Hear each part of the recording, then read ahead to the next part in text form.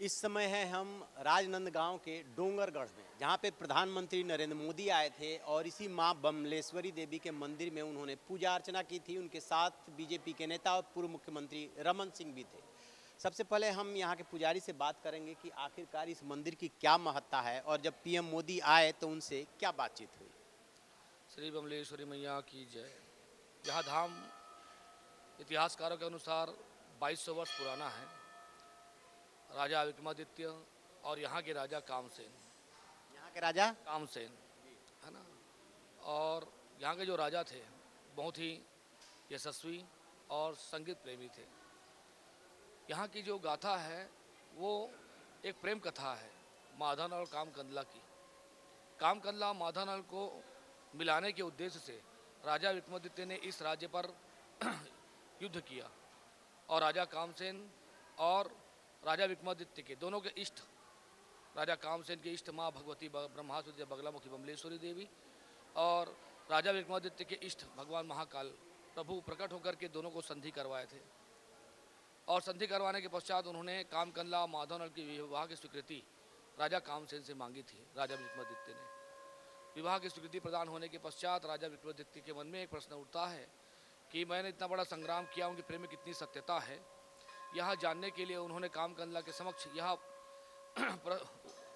भिजवा दिया, खबर भिजवा दिया कि माधवनल जो है वीरगति को प्राप्त हो गया, जबकि माधवनल जीवित रहता है। जैसे ही कामकंदला सुनती है कि माधवनल ना रहा तो मैं रह के क्या करूँगी, वही प्राण उत्सर्ग कर लेती है। दोनों मृत्यु के सैया पर विराजमान हो जाते हैं। राजा विक्रमादित्य के मन में अत्यंत पश्चाताप होता है तो वे विशाल पर्वत पर माँ आदिशक्ति बगलामुखी की साधना करते हैं। साधना करने के पश्चात जब माता जी प्रकट नहीं होती, उनकी साधना में कोई सफलता उनको दिखाई नहीं देता, तो वे खड़ग उठाकर अपने शिष्य को काटने पर आतुर हो जाते हैं। उसी समय माँ बगलामुखी यहाँ पर प्रकट हुई और प्रकट होकर के राजा विक्रमादित्य को आत्मदाह करने से रोका और उनसे वर मांगने को कहा। तो राजा विक्रमादित्य ने 3 वर मांगे। पहला वर उन्होंने मांगा कि मेरे असत्य भाषणों के कारण इन दोनों के जीवन का अंत हो गया, इन्हें पुनः जीवन दान दें। दूसरा वर उन्होंने मांगा कि यह विशाल पर्वत है, इस पर्वत पर वही आ पाएंगे जो सक्षम होंगे, जो असक्षम होंगे वे आपके दर्शन कैसे करेंगे। तो मेरा निवेदन है आपसे कि आप नीचे भी धरातल पर विराजमान हो जाएं। दूसरा वर उन्होंने मांगा।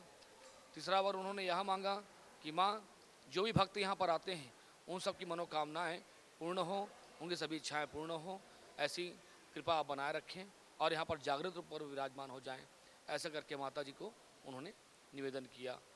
आदरणीय श्री भारत देश के हमारे यशस्वी प्रधानमंत्री आदरणीय श्री नरेंद्र दामोदर दास मोदी जी यहाँ पर विराजमान हुए, आज आए थे, उनका आगमन हुआ।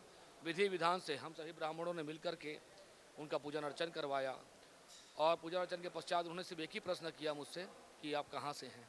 तो मैंने उनको उत्तर दिया कि मैं यहीं से हूँ आदरणीय। ऐसे करके कितनी देर यहाँ पे रहे प्रधानमंत्री? लगभग 5 मिनट ओनली। जैसा कि आपने खुद ही बताया कि उन्होंने वर मांगा था कि जो यहाँ आए उनकी मनोकामना पूरी हो, तो आपको क्या लगता है किस लिए प्रधानमंत्री और रमन सिंह आए थे? देखिए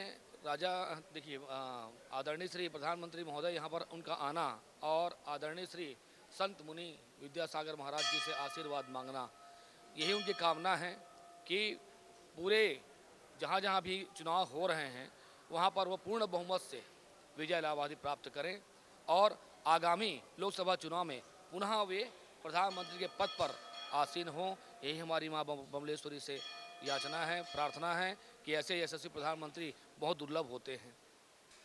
चलिए, ये है माँ बमलेश्वरी देवी के पुजारी जिन्होंने बताया कि क्या है इस मंदिर की महत्ता और प्रधानमंत्री नरेंद्र मोदी जब आए तो उनसे क्या बातचीत हुई।